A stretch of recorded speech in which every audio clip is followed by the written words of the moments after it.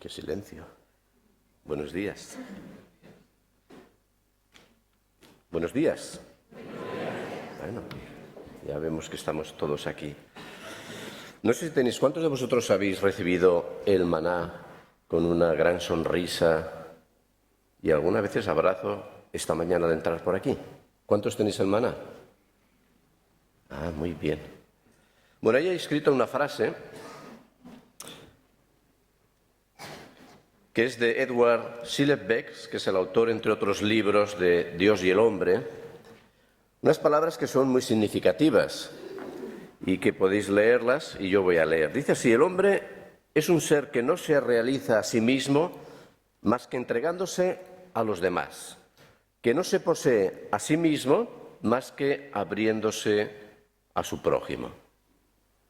Para este teólogo dominico, la madurez pasa por salir de nosotros mismos y ser capaces de ver e identificarnos con las necesidades de los demás. Alguien dijo que el yo, en mayúsculas, crece según disminuye el carácter de uno mismo, el carácter del sujeto. Y el yo tiende a mirarse a sí mismo, limitando e impidiendo, al mirarse solamente a sí mismo, alcanzar mayores cotas de madurez en nuestra vida. Es por ello que necesitamos, como dice Edward, salir de nosotros. Necesitamos abrirnos al prójimo, darnos cuenta que nosotros no somos el ombligo del mundo. Que si queremos verdaderamente descubrirnos y poseernos, hemos de ser capaces de mirar más allá de lo que ocurre en nuestro interior. Y precisamente este es el reto y la enseñanza que nos plantea y que encontramos en la parábola que vamos a leer ahora y que vamos a comentar, la parábola del buen samaritano. Si os parece, la leemos, está en Lucas 10, un texto que nos provoca a ir más allá de nosotros mismos. Dice así, Lucas 10, versículo 25. Y he aquí un intérprete de la ley se levantó y dijo para probarle: Maestro, ¿haciendo qué cosa heredaré la vida eterna? Él le dijo: ¿qué está escrito en la ley? ¿Cómo lees?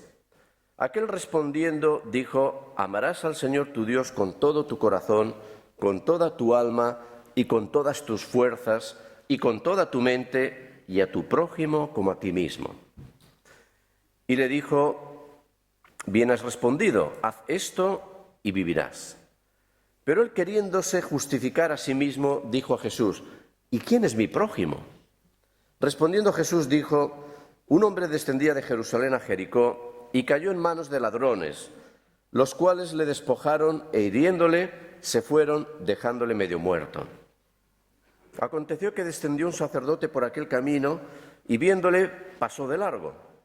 Asimismo un levita, llegando cerca de aquel lugar y viéndole pasó de largo.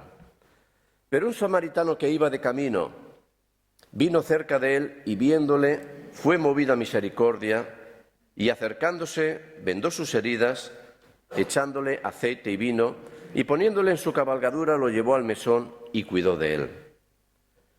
Otro día al partir sacó 2 denarios y los dio al mesonero y le dijo: cuídamele, y todo lo que gastare de más yo te lo pagaré cuando regrese. ¿Quién pues de estos 3 te parece que fue el prójimo del que cayó en mano de los ladrones? Él dijo: el que usó de misericordia con él. Entonces Jesús le dijo: ve y haz tú lo mismo.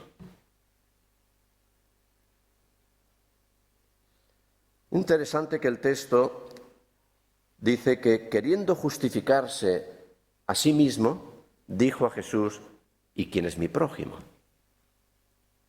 Y en muchas ocasiones la inmadurez del carácter, ya sea emocional o de cualquier otro tipo, se muestra precisamente en nuestras justificaciones, en nuestras excusas, en nuestra inhibición.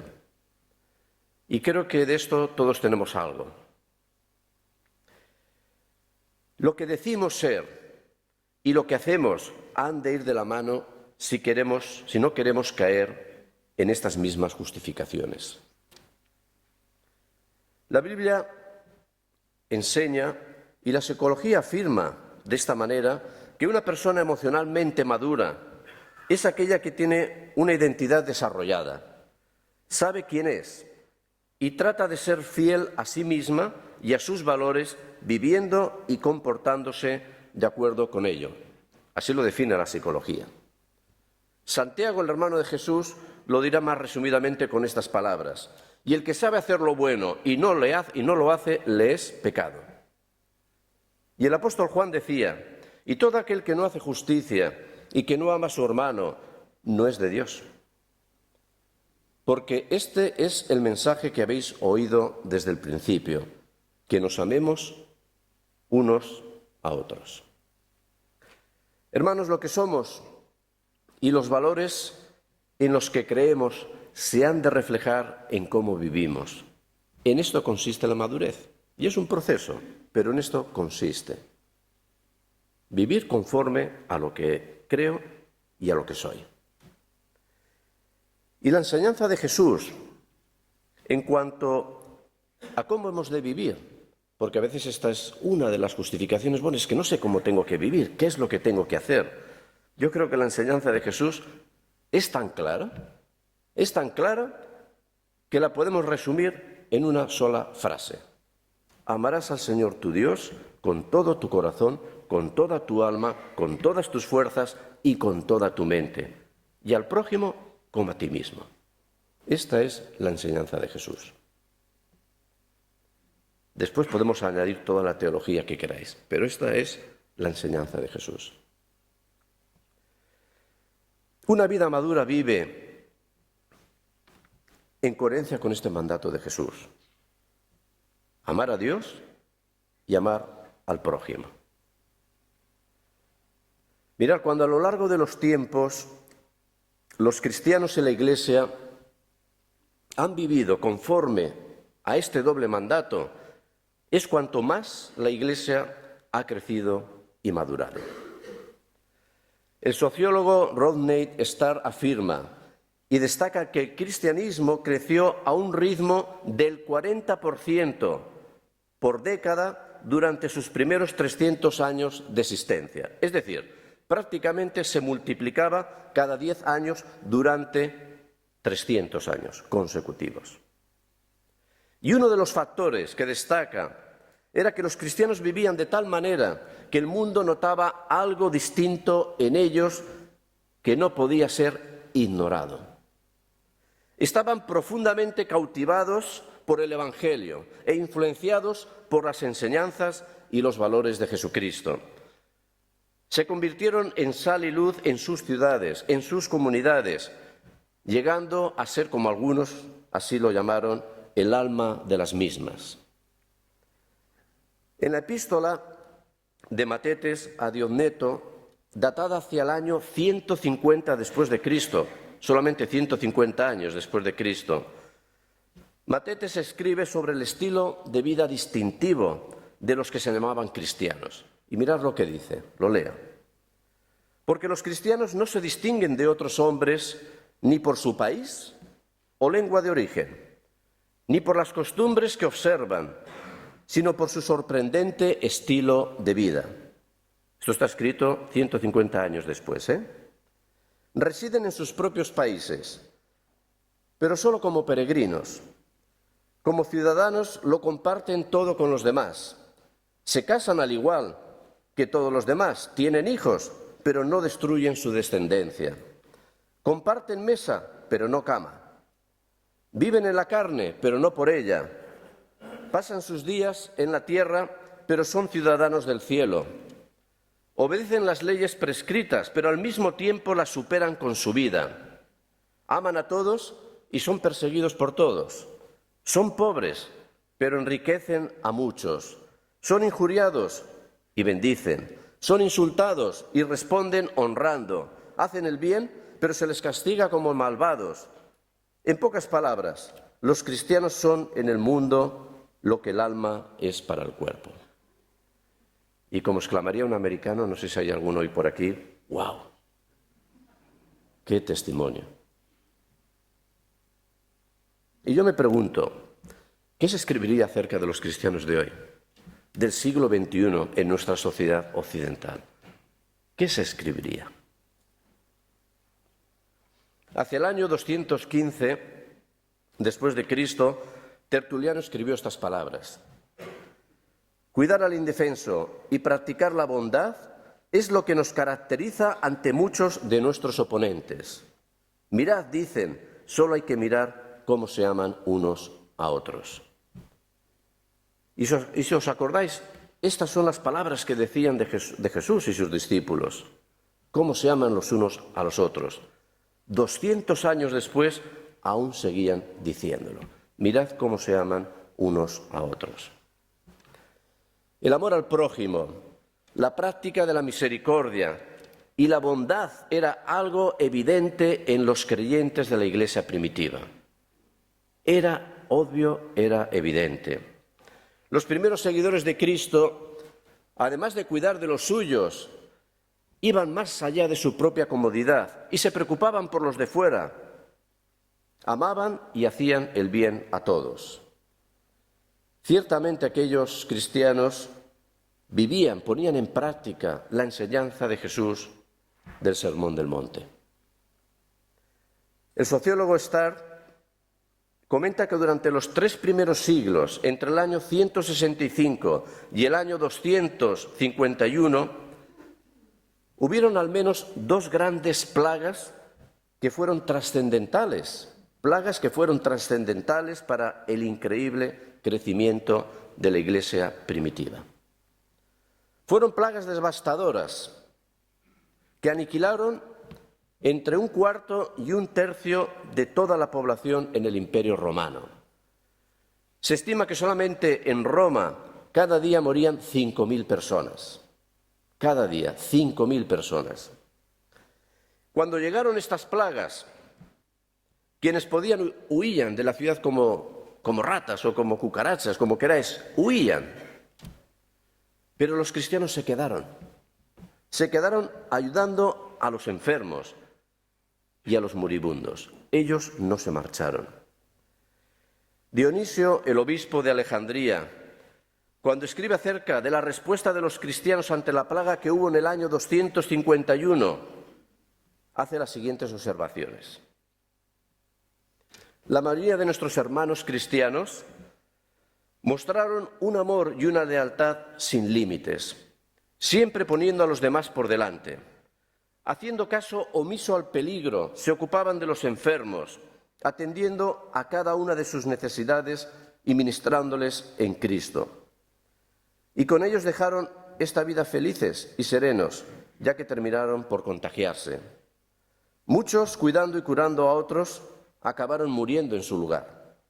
Así murieron los mejores hermanos, toda una serie de presbíteros, diáconos y laicos, ganándose la mención de que morir así, como resultado de una gran piedad y una gran fe, puede ser considerado en todos los aspectos lo mismo que un martirio.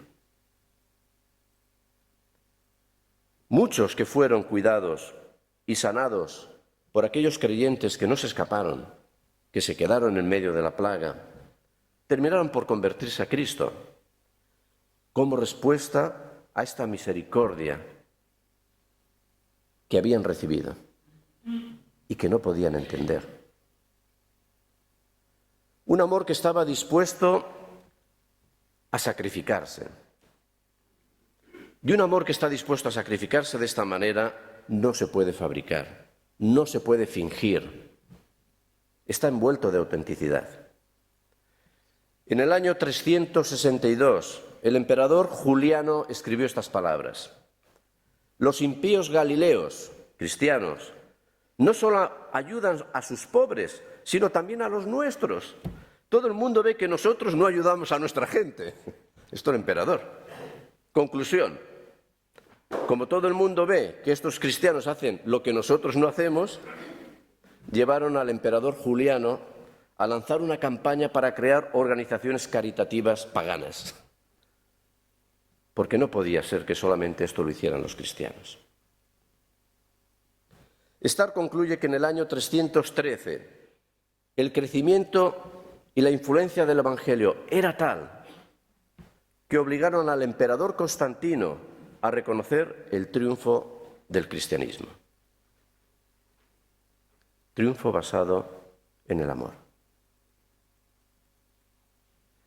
Hermanos, lo que uno cree y lo que uno es, como he dicho al principio, se ha de reflejar en cómo uno vive. En esto consiste la madurez. La pregunta del escriba para justificarse fue: ¿y quién es mi prójimo? Y vamos a comentar un poquito la parábola. ¿Y quién es mi prójimo? Es una pregunta para nosotros también. Para un judío de aquella época estaba claro que el prójimo eran solo sus propios compatriotas judíos. Esto era el prójimo. Lo que no tenían tan claro era cuáles eran las excepciones. Los fariseos excluían a los que no eran fariseos. Los esenios exigían que se debía odiar a todos los hijos de las tinieblas, sin excepción alguna. Una declaración rabínica enseñaba que a los heréticos, delatores y renegados se les arrojase en una fosa y no se les sacase. Los judíos más estrechos llegaban a decir que incluso era ilegal ayudar a una mujer gentil en el momento del parto. Lo siento, Joan, tú no eres gentil. Porque eso solo sería ayudar a que hubiera otro gentil en el mundo. O sea que no había que ayudarla. Una conocida máxima popular enseñaba que el enemigo personal quedaba excluido del mandato del amor. El enemigo personal no entra. El escriba de nuestra parábola no buscaba que Jesús le dijera o le diera una definición de prójimo. Más bien su interés estaba en que Jesús le indicara cuáles eran los límites de su compromiso. ¿Hasta dónde alcanza mi obligación? Este era el verdadero sentido de la pregunta. ¿Hasta dónde? Y Jesús le respondió con la parábola que hemos leído. Un hombre que descendía de Jerusalén a Jericó, que cayó en manos de ladrones, los cuales le despojaron e hiriéndole se fueron, dejándole medio muerto.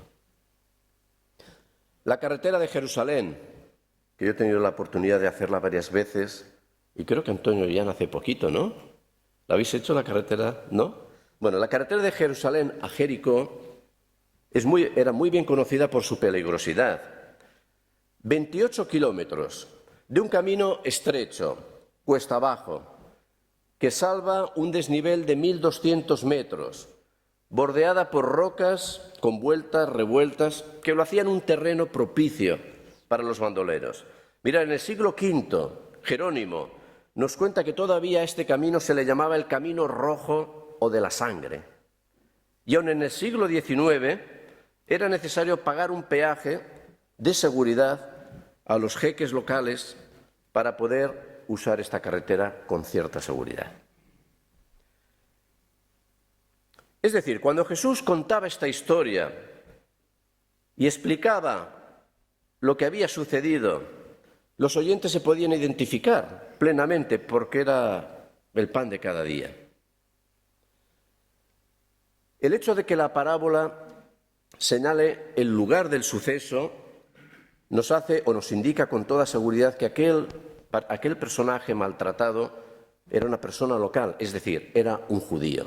Jesús lo hizo con toda intención. Quería que la gente entendiera que el que estaba postrado en el camino era un judío, al cual unos ladrones lo habían dejado medio muerto. En los versículos 31 al 32, Jesús menciona la llegada de un sacerdote y después de un levita. Y es lógico que cuando Jesús menciona a un sacerdote y después a un levita, los oyentes estuvieran entusiasmados. Estas dos personas eran funcionarios del servicio de religioso y del templo, eran profesionales de la observancia de la ley. Así que debieron de respirar con alivio. ¡Oh, y estos hombres ayudarán a aquel moribundo, a aquel compatriota! Pero la esperanza se convierte en una tremenda e irónica decepción. Aquellos dos hombres pasaron de largo. Ha habido muchos comentaristas que han intentado justificarlo, aludiendo a la observancia del precepto saduceo, que prohíbe estrictamente al sacerdote o a los que están al servicio en el culto impurificarse con el contacto con un muerto. Así que estos comentaristas dicen que aquella actitud de aquellos dos hombres fue correcta porque debieron pensar que estaba muerto. No lo podían tocar. Sin embargo, este precepto solamente era válido si se tenía que ir al servicio del culto. Pero es que estos no iban al servicio del culto, iban en dirección contraria, iban de Jerusalén a Jericó, con lo cual no había excusa. Simplemente rehusaron asistir a aquel necesitado. Pasaron de largo, lo vieron y pasaron de largo olímpicamente. En el versículo 33, Jesús introduce un tercer personaje, un samaritano. Y desde una óptica judía resulta impensable, incluso insultante, imaginar a un samaritano como el auxiliador de un judío asaltado por unos ladrones. Insultante. Bien es sabido que los judíos y los mestizos samaritanos tenían un odio irreconciliable. Los judíos los consideraban impuros y los equiparaban a los paganos. Y todos habéis oído y habéis leído las palabras en Juan 4, cuando dice: los judíos no se tratan con los samaritanos. Jesús escogió con toda intencionalidad estos personajes extremos para enseñarnos algo. Al escoger estos personajes tan extremos, estaba creando un tremendo contraste entre la acción que uno espera y la acción que uno no espera. Entre el desinterés de los oficialmente servidores de Dios y la acción de aquel odiado mestizo. El samaritano sí que se conmovió al verlo. Fue movido a misericordia. Y dice el versículo 33 que vendó sus heridas. Yo no creo que llevara un kit de estos de emergencia sanitaria. Así que debió usar sus propias ropas, debió romperse algo para vendar a aquel herido. Utilizó aceite y vino. Espero que el vino no fuera demasiado bueno, pero bueno, utilizó aceite y vino. Digo, para no derramarlo sin más. Utilizó aceite y vino para calmar el dolor y desinfectar las heridas. O sea que debía tener bastante alcohol, si se usaba para desinfectar heridas. Lo puso en su propia cabalgadura, lo que nos indica que era un comerciante que probablemente llevaba sus mercancías en un animal, en un asno o en un mulo, y él llevaba otra cabalgadura que es donde debió de poner y subir al herido. Lo llevó al mesón y cuidó de él. Y el versículo 35 añade que además sacó 2 denarios, los dio al mesonero y le dijo: cuídamele, y todo lo que gaste de más, yo te lo pagaré cuando regrese. Un denario significaba el sostén de todo un día. Así que este samaritano lo que hizo fue pagar 2 días de anticipación al mesonero. Debía ser conocido por él, porque al decirle: mira, no te preocupes, yo te pago ahora 2 días completos, pero si gasta más, cuando vuelva te lo volveré a pagar, te pagaré lo que es de más. Así que debía ser conocido en la zona y sobre todo por el mesonero. Finalmente, en el versículo 36, Jesús pregunta al escriba y a la audiencia que le escuchaba: ¿quién de estos 3 crees tú ha sido el prójimo para el asaltado? No había escapatoria, ¿no? El doctor de la ley no tiene otra que responder: el que practicó misericordia con él. Jesús concluye diciéndole: ve y haz tú lo mismo. ¿Lo hemos entendido nosotros también? Ve y haz tú lo mismo.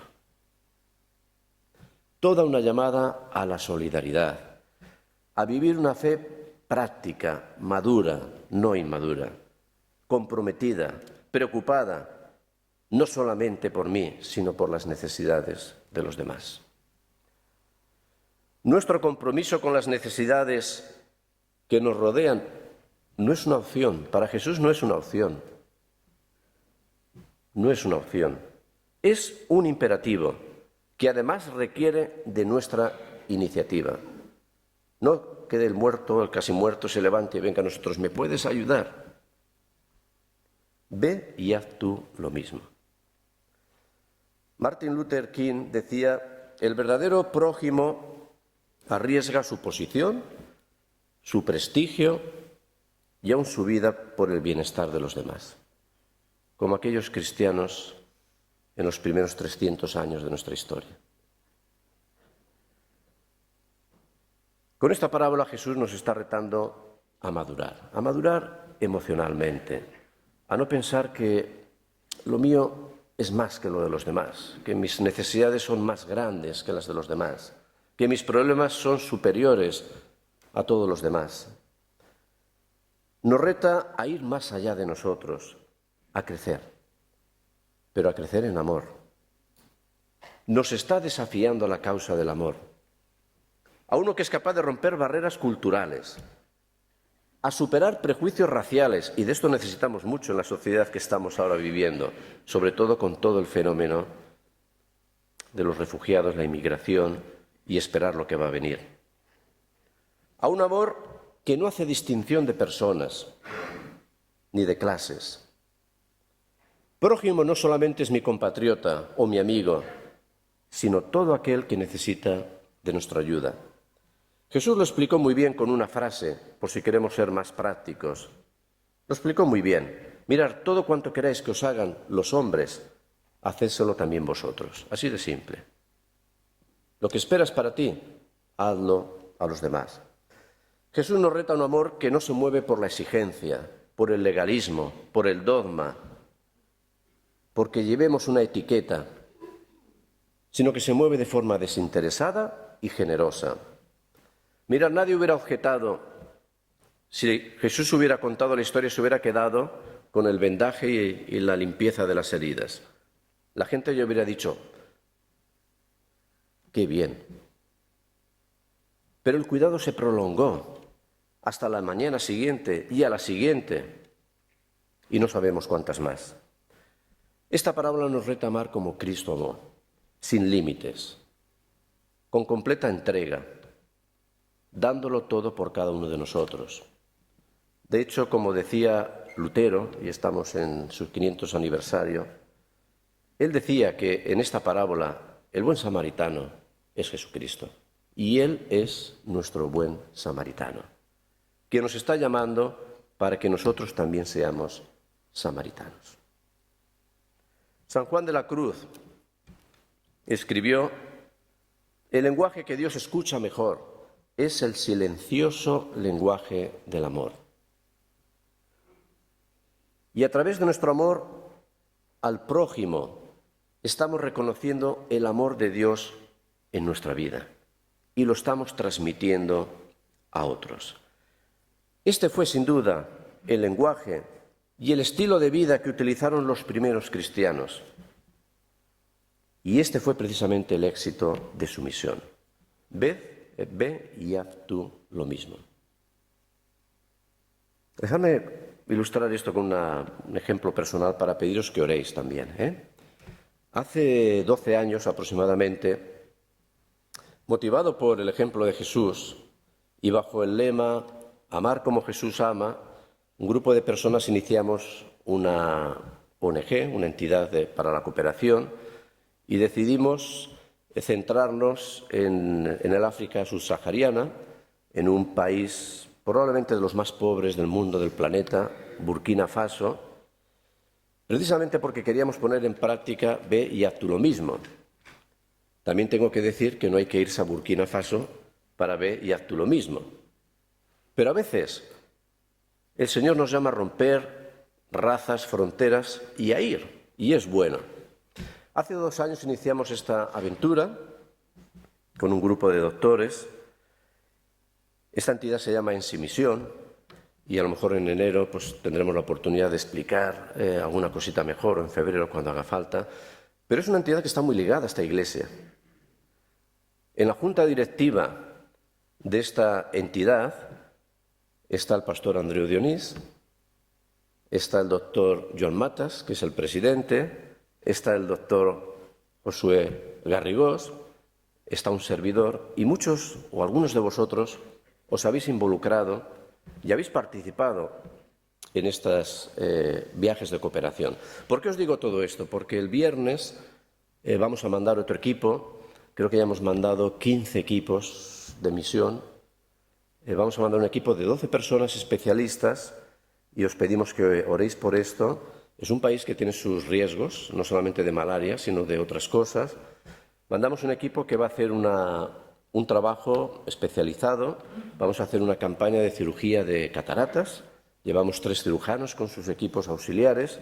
El objetivo es hacer más de 100 cirugías y tendríais que verlo. La mayoría de las personas que vienen, personas mayores, que son las que tienen cataratas, yo diría que el 65-70% musulmanes, es decir, ni son de nuestra religión, vienen ciegos y después de la cirugía vuelven a ver y experimentas lo que es el milagro de lo que la Biblia nos habla. Llegué ciego y salí con vista. Es un privilegio no solamente sanar a esta gente que no tiene recursos, sino también orar por ellos. Aparte de esto, atenderemos a unos 200 niños.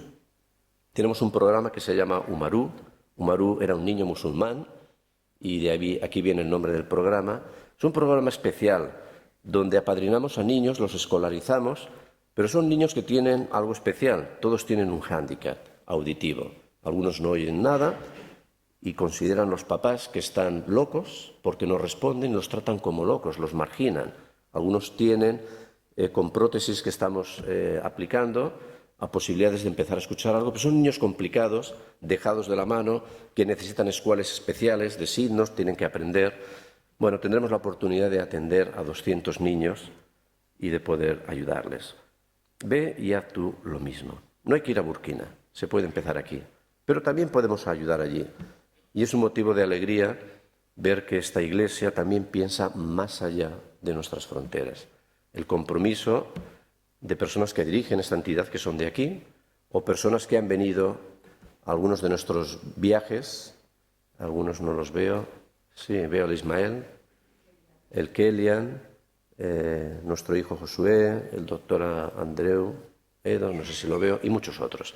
Bueno, orar por todo esto y vivamos este amor al prójimo en nuestra propia realidad, pero tampoco dejemos de orar por aquellas personas que desesperadamente también necesitan nuestra ayuda. Es un grano de arena o una gotita de agua la que podemos contribuir, pero para ellos significa la vida. De estar ciego pasé a ver. Es un milagro. Que el Señor os bendiga.